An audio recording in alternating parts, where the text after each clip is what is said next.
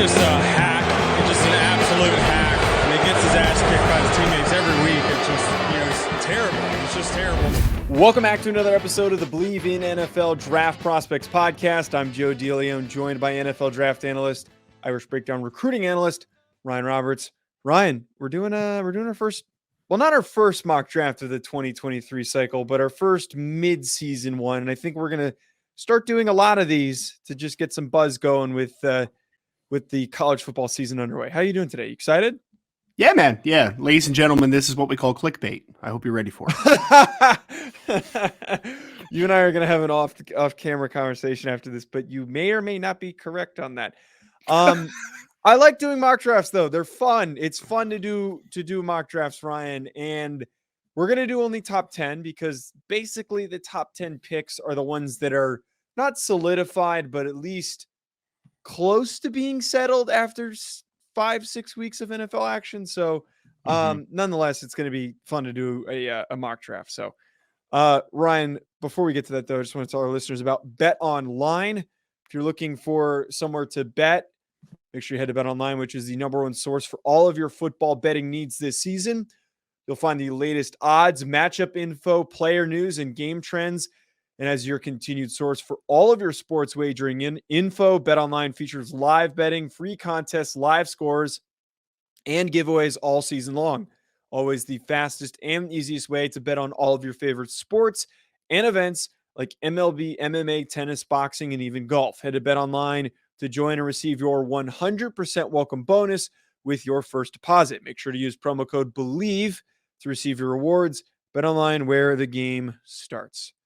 All right, Ryan, let's share with everybody the screen that is the mock draft simulator on riseanddraft.com. I realize we did not establish who is picking first. I always tend to pick first. So Ryan, why don't we kick it off? I think I go first usually. No, it's always me because I don't think so. Whenever Alex is on, I usually go first because I'm the idiot that's not paying attention to things, and I have like a handicap on me. Oh, okay. All right. If you say so. Okay. So. All right. So Carolina Panthers. Is that what we're starting with then? Yes, right. We are, sir.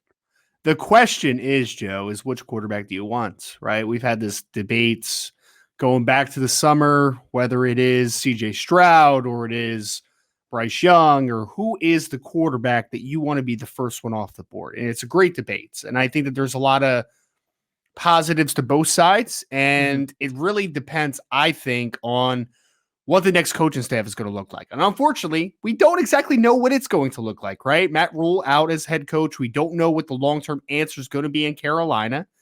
So I'm going to go for who I have as the high-rated player at this time. So I am going to defer to Bryce Young, quarterback from Alabama. Things that you love about Bryce Young: quick processor, good out of structure, just an innate sense in the pocket, the ability to maneuver, very accurate, extremely accurate, actually. So a lot of good things to work with Bryce Young. The Carolina Panthers have had a habit of making terrible decisions at quarterback. Let's get that remedied now with Bryce Young. So Ryan, I totally agree with the premise here, one, getting a quarterback. I also really like the idea of Bryce Young being the first quarterback selected. But the one thing is that there's a lot of ambiguity on who that guy could be because we don't know who the head coach is going to be next season. Matt Rule was just fired, and that opens up a lot of questions of who comes in, who do they want to build around. They might end up with a progressive offensive coordinator and coach that wants to air the ball out. They might want to go with a Bryce Young. Maybe they want CJ Stroud. Or the converse of that, you might end up with somebody who's got a very old school style approach. And I think that actually opens up the door for maybe a Will Levis, if that's even possible.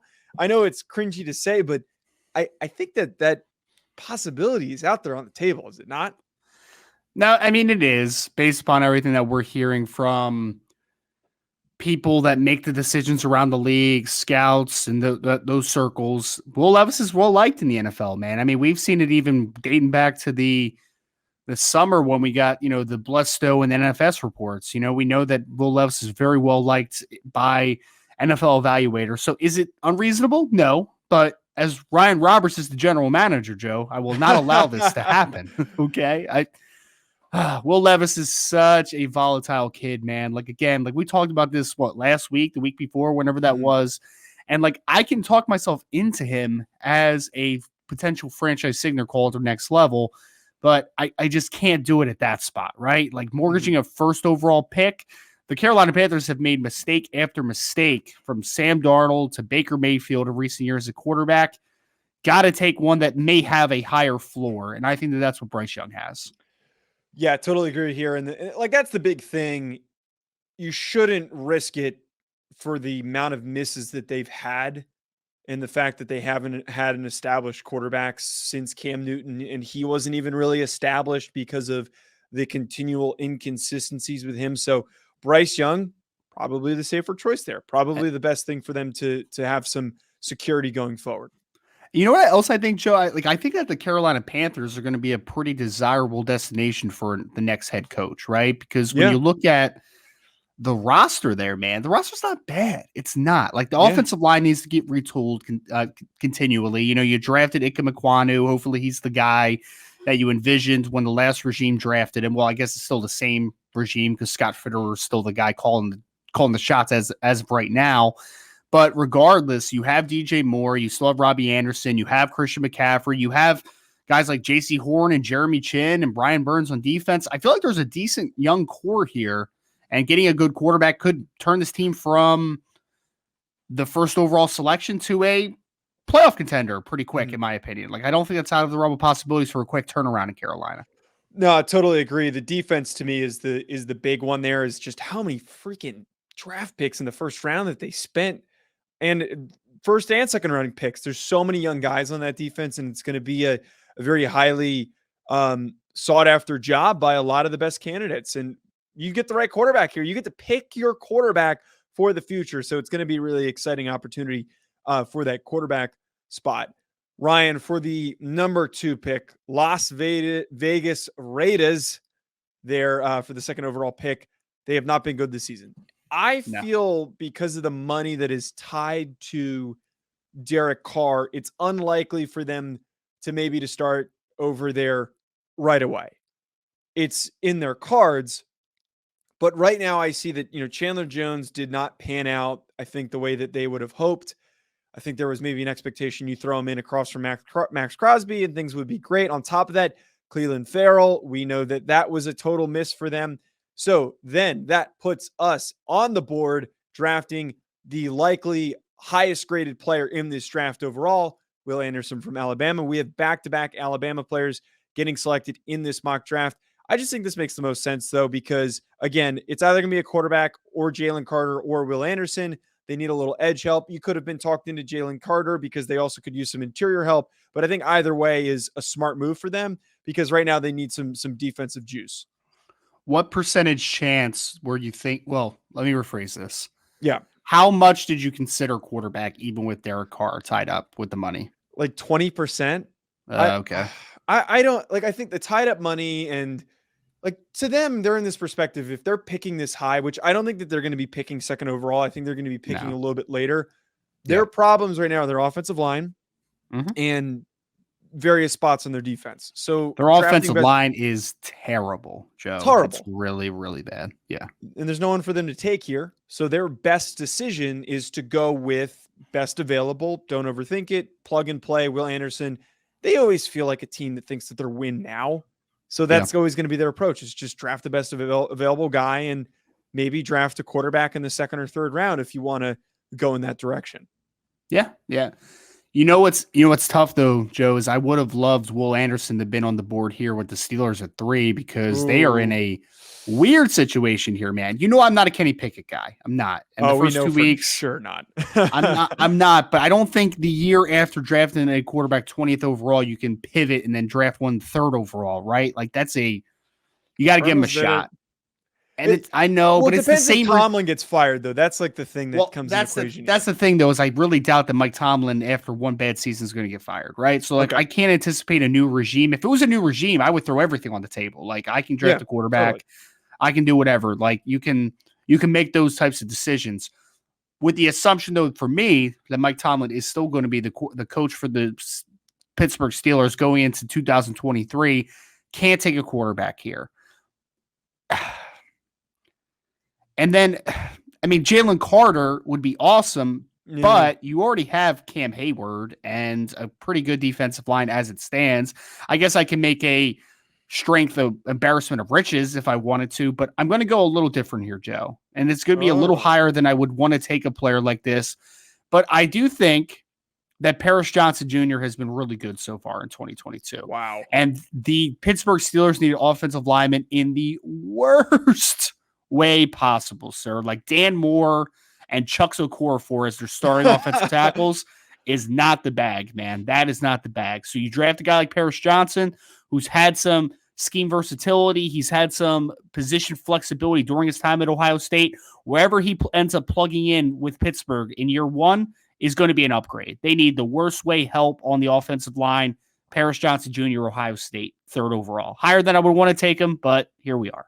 Yeah, the Steelers feel like a team that wherever they're drafting, and they could even be drafting as high as 2, maybe. I think it's probably going to be the Panthers at 1 regardless, but like if they're drafting before 3, that they would reach for an offensive lineman. I don't think this is necessarily a reach, but this is significantly earlier than I think most people would consider Paris Johnson. But I totally agree with you. The guy has been truly dominant for Ohio State, and I talked about how much I really liked him coming into the season. I think he's done enough to consider himself to be a top 15, top 10 pick, which was a question mark coming into the season if he could play up to that potential.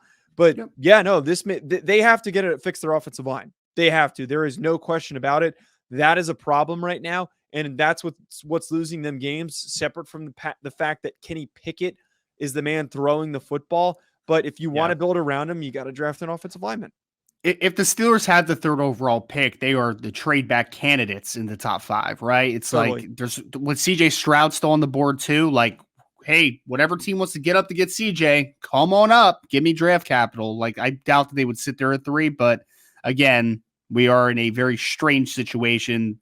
Worst Steelers team, Joe, of my lifetime, I would say. And that's not hyperbolic, man. They're awful. They are a bad football team.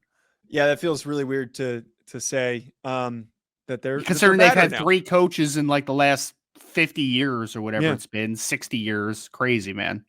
Them not succeeding is a very rare outcome, and here they are possibly picking in the top 5 when I think that's probably a very a likely outcome at the end of the season. Ryan, on to number 4, the Detroit Lions. Not a shocker here. They might finish a little bit better than this, but we all know where they're going with this. I know that they traded for Jared Goff, and I think Jared Goff's been fine. Like he hasn't been. He was tied for the league lead in touchdown passes after 3 weeks. I know. So like that's why I don't want to say that he's been horrendously terrible. He's fine, and I think you trade him to somebody who wants like a stopgap quarterback that's trying to figure their situation out. Like maybe Washington's that team. Heck, I think in the hilarity that is the Indianapolis Colts, he might even be the next Colts quarterback next season because their inability to figure out their quarterback situation. Nonetheless, they're going to be picking a quarterback. We don't need to overthink this. They need to start fresh. The internal debate that I'm having with myself is if I'm making this pick, I'm taking CJ Stroud.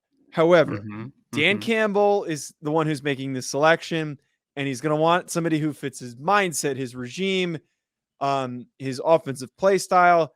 As much as I don't want to do it, I think Will Levis is going to be this selection if they're picking this early. If we just come on, you got to work with me here. Yeah, I'm giving him Will Levis. I'm not saying you're wrong. I'm just listening to you. That's all I'm doing. I'm just listening. My reasoning here, and I think that this is fair reasoning, is that Will Levis is like a very gritty, tough quarterback. He dealt with the hand injury and tried to finish against Ole Miss. He was out this past week. He's a hard runner. In the history of Dan Campbell and just him as a presence, as a known entity in the NFL, I feel like he fits exactly what they're looking for. And if this was Bryce Young, I think maybe you could talk yourself into Bryce Young, but he's gone. I don't know for whatever reason. I just think Levis makes more sense over CJ Stroud in the circumstance. Oh man, with the 4th overall pick, the Detroit Lions select Jake Locker. It's insane. All right, let's go. Number 5, Washington. Joe, you made this one easy for me. The Commanders on the clock here. I was wrestling with do I give them Will Levis that high? I don't want to do it. But now that CJ Stroud's on the board, easy money, man. Washington is another team that they need a new coaching staff, if I'm being honest, right? Like the Ron Rivera thing Rivera's needs out. to He's gone. stop, man. Joe, here's a great stat. You ready for this one? Mm-hmm. In 11 seasons as a head coach, Ron Rivera has 8 losing seasons in 11 as a head coach. I don't know how he got that. I really don't know how he got this job. He's literally had 3 winning seasons in 11 years, and he is still respected as this good head coach, and it's a falsity. Yeah. But easy one, CJ Stroud for whoever, hopefully the next regime is. And I'm not wishing anyone to get fired, but like, come on, man, they're hitting our heads against the wall with Ron Rivera. CJ Stroud makes a lot of sense. Washington actually has a lot of talent on this roster, right? Like Terry McLaurin, you got Jahan Dotson at wide receiver, you have Antonio Gibson at running back. I know they like Brian Robinson a lot down there. Sam Cosmi at right tackle, I think, is a mainstay on that offensive line for the foreseeable future. And then the defense, when Chase Young gets back healthy and if he's able to stay healthy, very talented player. Jonathan Allen is one of the best defensive tackles in the NFL. There's talent all over this roster. They have underperformed to expectations.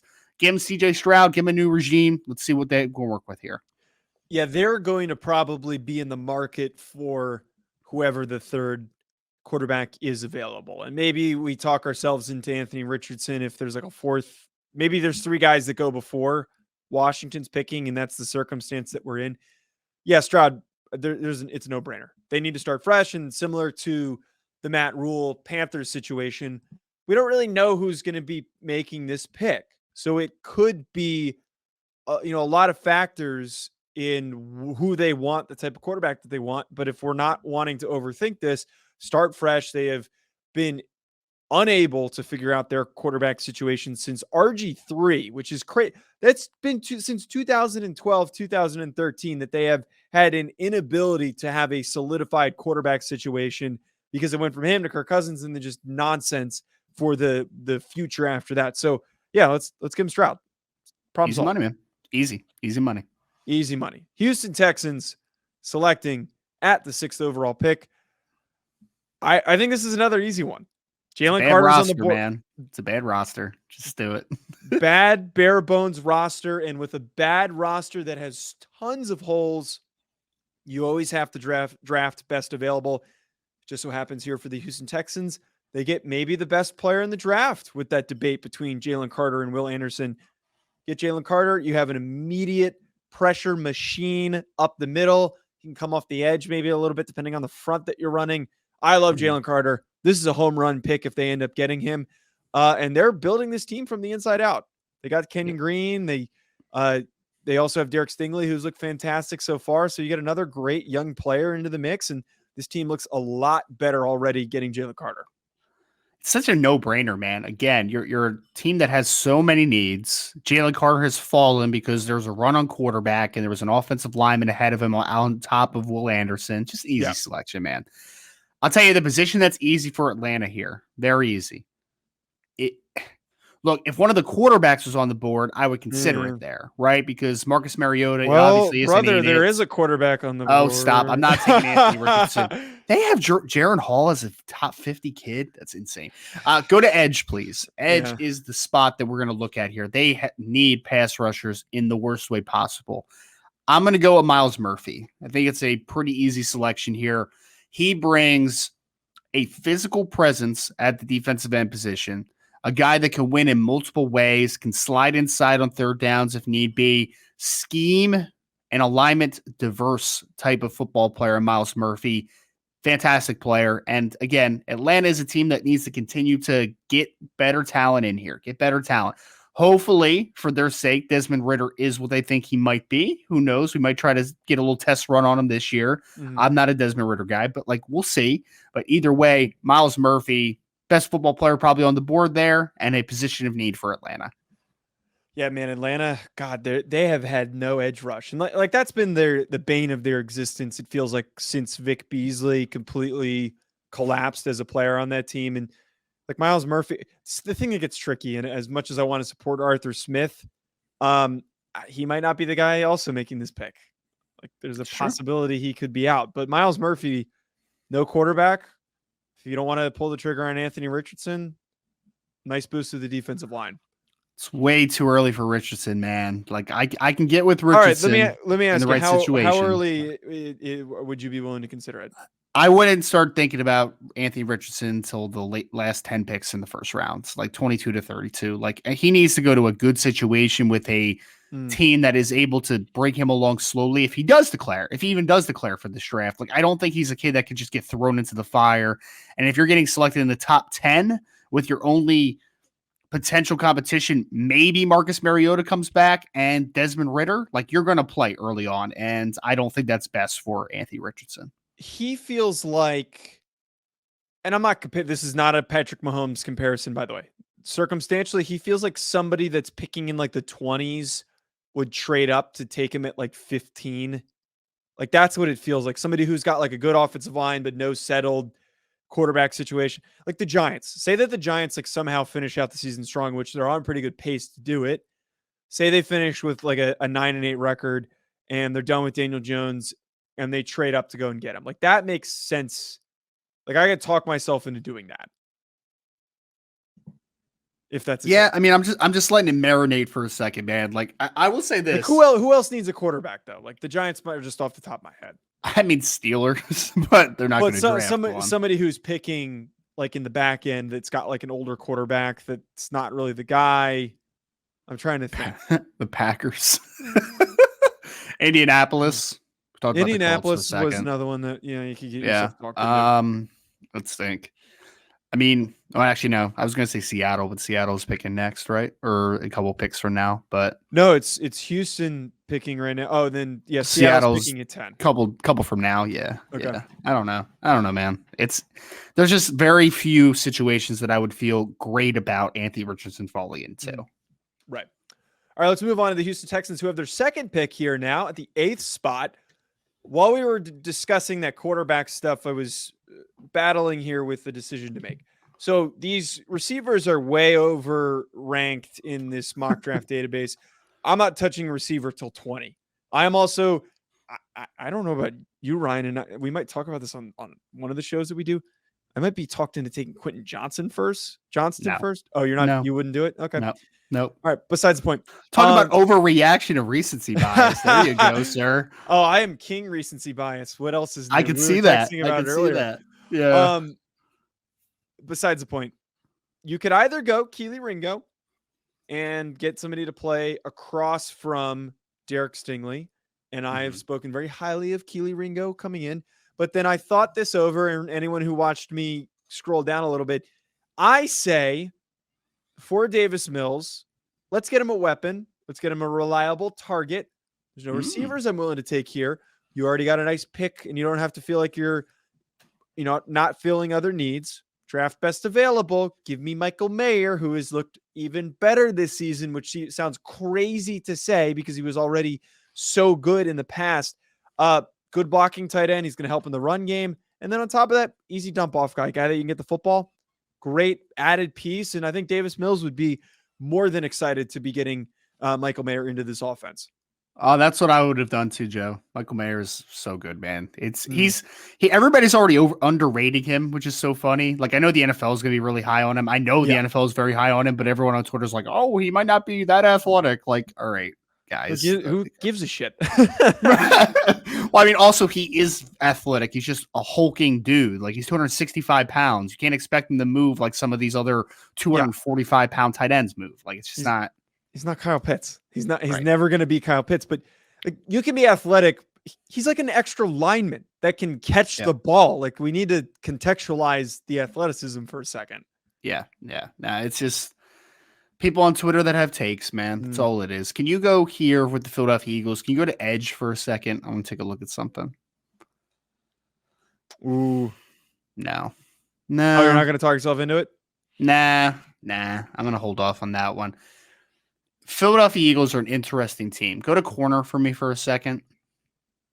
Because they are a team that has Darius Slay. I think James Bradbury is only on a 1-year deal. So that could be a situation that might be interesting.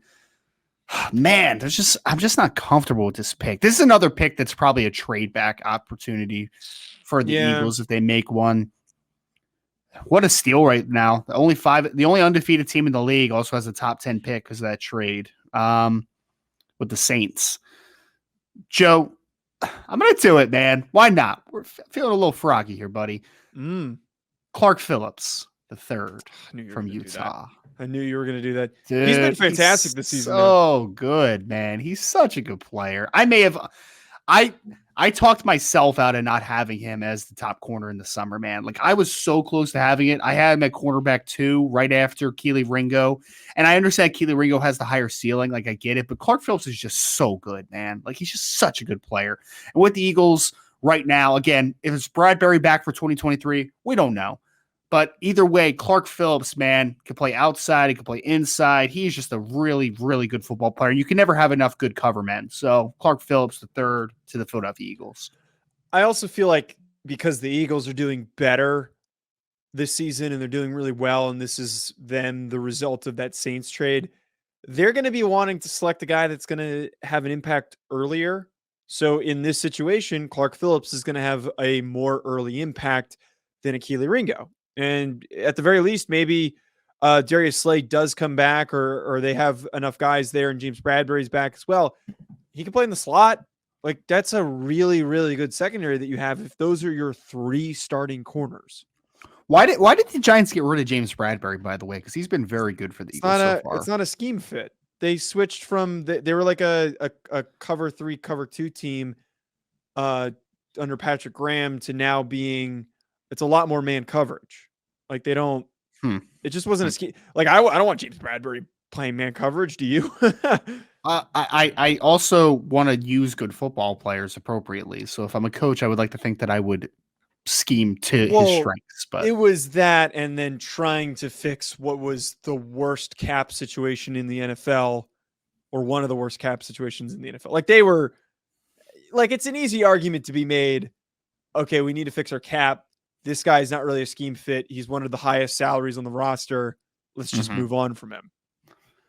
Well, Philadelphia Eagles, your division rival, got a steal, man, because he's been very good for them so far. Very good. The Giants are going to beat them, and they're going to win the Super Bowl. No. Oh, good. I'm just kidding. If Daniel Jones wins the Super Bowl, I will eat a shoe on this podcast. I really hope that happens. Yes. Last pick here for this mock draft that we're doing, 10th overall pick, Seattle Seahawks. Now, Pete Carroll might not be back. It's one of these situations. But if Petey is here, I think that they are in a situation. Did you call him Petey? I did just call him Petey. They're a team that can draft best overall because they've got a lot of holes. I am thinking and talking myself into slowly saying Peter Skoronski, but as we know, Peter Carroll is a bit of a hack when it comes to making picks, and he always overvalues defense players. Keely Ringo, tall, long corner, man. I bet you if they're picking in this spot, Pete Carroll is salivating over the opportunity to get a 6'3" corner that flies up and down the field. So, hell, let's do it. Let's get Keely Ringo here for the Seattle Seahawks. You know the guy from UTSA? What was his name last year? The corner? Oh, my God. Why is his name escaping me? We talked about him so much. Yeah, because he was so overhyped. I know his name. I'm gonna know his name. Wait. Number 20. Anyway, I say that because he's playing really well, apparently, for the Seahawks so far. Is he? Yeah, apparently. Apparently he's playing really well. How ironic that he's... Yes. Well, we talked about it, though, right? He's a scheme guy. Like, he needs to be in the right spot. And he fell to Seattle, and it was a perfect spot for him. Tariq Woolen, yep. Former wide receiver at UTSA, turned cornerback at UTSA. 6'8" corner. I think he only went like the 4th or 5th round, man. So, yeah. Yeah, it's the first ever 6'8" corner in the NFL. No, but could you imagine Tariq Woolen and Keely Ringo playing opposite each other? That would be the most disturbingly tall secondary in the NFL. That would be flashbacks to the Legion of Boom, man, where they had remember when they had Brandon Browner at corner and he was like 6'4", 220? Like, Sherman. Oh my God. Oh, and Sherman. I forgot about Sherman on the other side. Like 6'3", 195, and the other side 6'4", 220. Like, what? All right. And then in 2 years, whoever is trying to fix that team is going to be confused as all hell on what to do with those two guys, because they only work in both of them together. I feel like only work in one scheme. Yeah. Other than that, it's like a puzzle trying to figure out how you get them to work together. Dude, could you imagine, Joe? Imagine being a guy first day walking into the Seahawks during the Legion of Boom days, right? Say you're an assistant coach or something. Yeah. And you walk in and you don't know anybody's face, right? Because it's your first day. And you see Brandon Browner. What position would you have thought Brandon Browner played? Tight end. Right. Outside linebacker. Right. Yeah, probably outside linebacker. 6'4", 220, like a legit 6'4", 220 as well. Yeah. Like that would have been like probably my ninth guess as far as a corner would have been like the ninth guess I would have guessed. I honestly probably would have went tight end H-back, somewhere in that ballpark, right? Wide receiver would have been another. Right. He's built like DK. Yeah. Defensive end, well, like outside pass rusher, if he's like a pass rush specialist, maybe a linebacker, safety would have been before corner. Like just insane, man, just insane.